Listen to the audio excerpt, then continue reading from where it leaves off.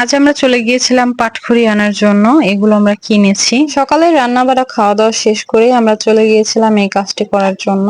আর আমরা যেহেতু মাটির চুলায় রান্না করি, তাই জাল ধরানোর জন্য পাটখড়ির প্রয়োজন হয়। পাশের বাড়ি থেকে ভ্যান চেয়ে এনেছিলাম। আর যেখানে আনতে যাব আমাদের বাড়ি থেকে বেশ খানিকটা দূরে, আর তাই ভ্যানে করে আনতে হচ্ছে। মাজায় করে আনতে গেলে একদমই মাজার 12টা বেজে যেত। আমার শ্বশুরাব্বু অবশ্য বাড়িতে ছিল, তাকে বললে এনে দিত, তবে তার সাথেও কেউ একজন থাকতে হতো। আর তাই আমরা দুই যাই চলে গিয়েছি পাটখড়ি আনার জন্য। আমাদের যে কারো হাজবেন্ড যদি বাড়িতে থাকতো তাহলে হয়তো ওরাই এই কাজটা করে দিত। তো যাই হোক, বিষয়টা বেশ এনজয় করেছি, কিন্তু খাটনি হয়েছে অনেক। কারণ এই ভ্যানটিতে কোনো ইঞ্জিল ছিল না, ঠেলেই নিয়ে যেতে হয়েছে।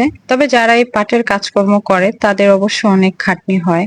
আমি তেমন পাট নিতে পারি না। ছোটবেলায় মা নিত, আর শ্বশুর বাড়িতে আসার পর শাশুড়ি মা নেয়। এখন সে অসুস্থ থাকার কারণে নিতে পারে না। এই বছর আমরা খড়ি কিনে নিয়েছি। ছোট বাচ্চাগুলোকে ওর দাদুর কাছে রেখে আমরা দুই যা চলে আসলাম। আর এই ভ্যানওয়ালা ছিল আমাদের ভাতিজা, পাকা ড্রাইভার। ওরে বললাম তুই বসে থাক, আমরা তোকে ঠেলে নিয়ে যাই। দুপুরে শ্বশুরাব্বু আবার হাট থেকে 2 রকমের মাছ নিয়ে এসেছিল। অনেকদিন ধরে ছোট মাছ খাওয়া হয় না, আজ এই ছোট মাছগুলি চচ্চড়ি করব।